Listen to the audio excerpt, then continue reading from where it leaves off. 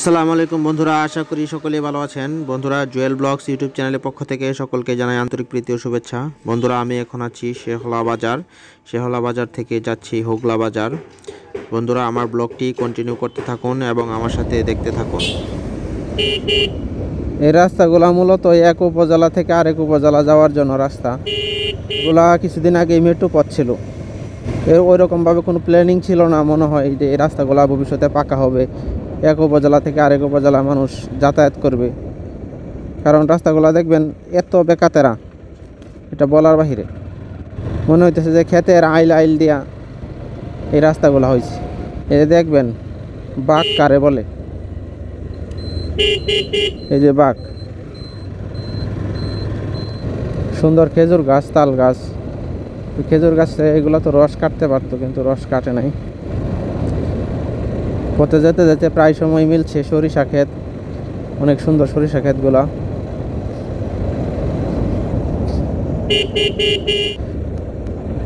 গ্রামের মানুষ একটা কথা বলে যে পৌষ মাস ঠুস করে চলে যায়। আমার মনে হচ্ছে যে কিছুক্ষণ আগে সকাল হইলো, সকাল হইতে হইতে এখন বাজে কয়টা? এখন বাজে 12টা 11। কেমনে যে 12টা বাজে গেল টেরই পেলাম না।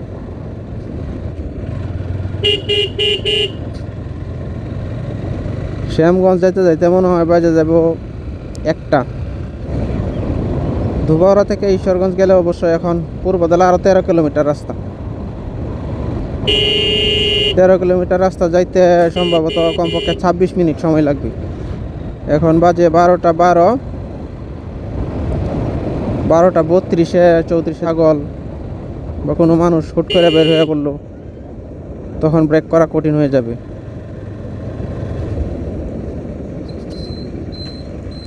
দেখেন কেমন মোড় আর কেমন ব্রিজ। ব্রিজের এক সাইড নাই, ভাঙ্গা শেষ, আরেক সাইড অর্ধেক আছে অর্ধেক নাই। এই ব্রিজগুলো যে করছে কন্ট্রাক্টররা, 3 ভাগের 2 ভাগ টাকা মাইরে খাইছি, আর 1 ভাগ টাকা দিয়ে কাজ করছে।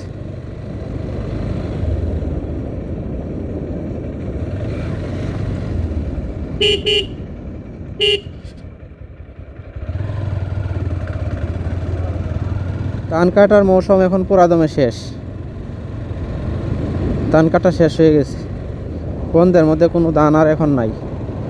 এখন বুড়ো ধান লাগানোর প্রস্তুতি শুরু হয়ে যাবে কিছুদিনের মধ্যেই।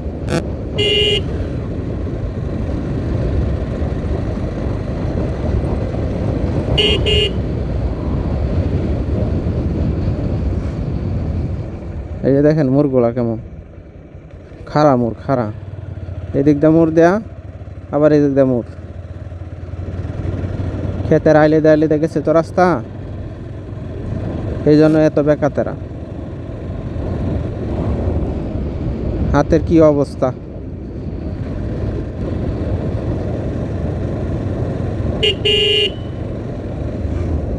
এটা কি হোগলা বাজার না?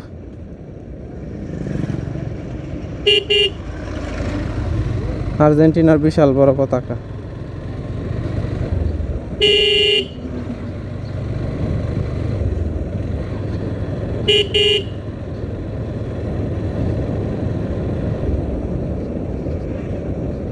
এখন একটা বাজার অতিক্রম করতেছি, রাস্তার পাশ দিয়ে বাজার। এখানে দেখা যায় আবার ফায়ার সার্ভিসের গাড়ি দাঁড়ায় রয়েছে। আগুন লাগছিল নাকি কোনো ট্রেনিং করাইতে আসছে।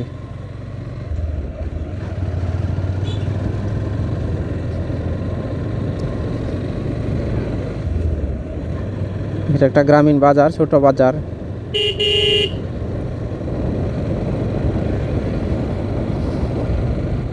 এই রাস্তাটা আমার একটা জিনিস বিরক্ত লাগে, এত বেশি মোড় আর এত বেশি ভাঙ্গাচোরা, এটা বলার বাহিরে। আর এইখানে দেখেন রাস্তার 2 পাশে মাটি নাই। এদিক দিয়ে অবশ্যই যে মাটি দেওয়া হয়েছিল দেখা যায়, যে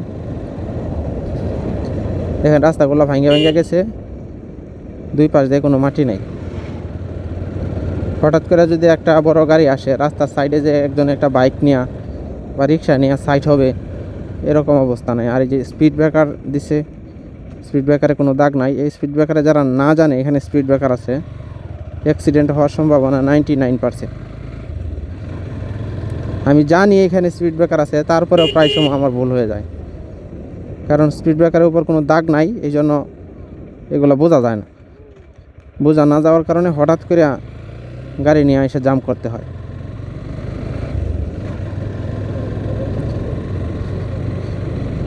এই ভাঙা রাস্তার পাশে একটা ইউনিয়ন পরিষদ অফিস আছে, অবশ্যই চেয়ারম্যান আছে, মেম্বার আছে, তারা অবশ্যই এগুলা দেখে, কিন্তু তারপরেও কেন জানি এই রাস্তাটা মেরামত হয় না।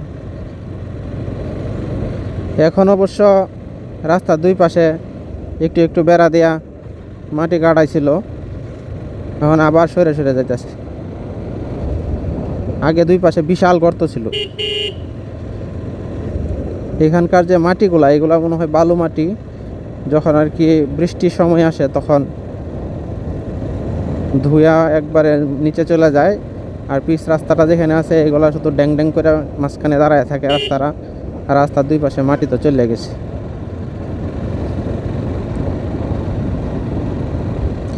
আর কত উঁচা রাস্তাটা,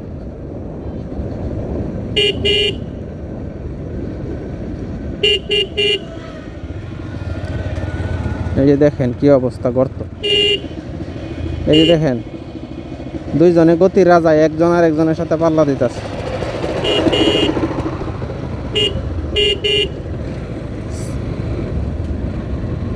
সিস্টেমটা হচ্ছে রাস্তার সাইডে মাটি নাই, দেখেন কত বড় বন্ধ, মানে ধানের মাঠ আর কি, অনেক বড় ধানের মাঠ। রাস্তার দুই পাশে মেহগনি গাছ, তার মাঝখান দিয়ে পিচ ডালা রাস্তা, আর সাইডে বিশাল খোলা মাঠ।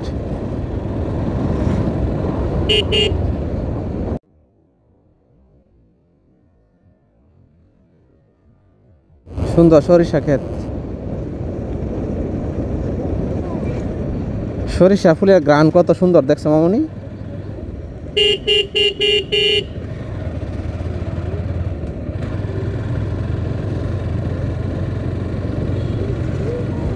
সরিষা ফুলের গ্রান পায়া আমার ছোটোবেলার কথা মনে হয়ে গেছে।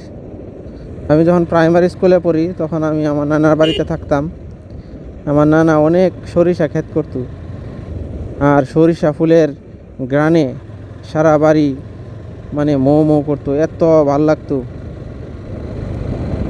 আর আমাদের ঘুষগাঁওয়ের পিসা ফুজুরের ছেলে সরিষা ফুলের ক্ষেতের কাছে মৌমাছির চাক আইনা রাখতো। খুব কৌতূহলবশত এই চাকের কাছে গিয়ে দেখতাম এখান থেকে মৌমাছি কেমনে বের হয়, বের হয়ে কেমনে সরিষা ফুলের মধু খায়, এগুলো আমার কাছে খুব ভালো লাগতো।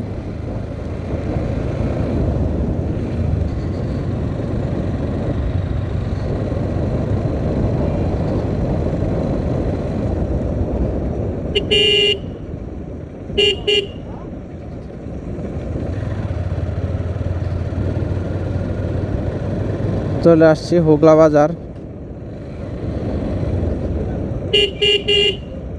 হোগলা বাজারও অনেক পুরাতন একটি বাজার, নাম করা একটি বাজার।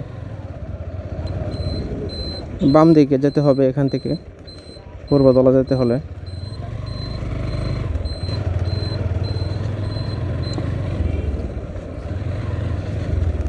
হোগলা বাজারের রাস্তাটা অনেক দিন ধরে দেখতেছি ভাঙা।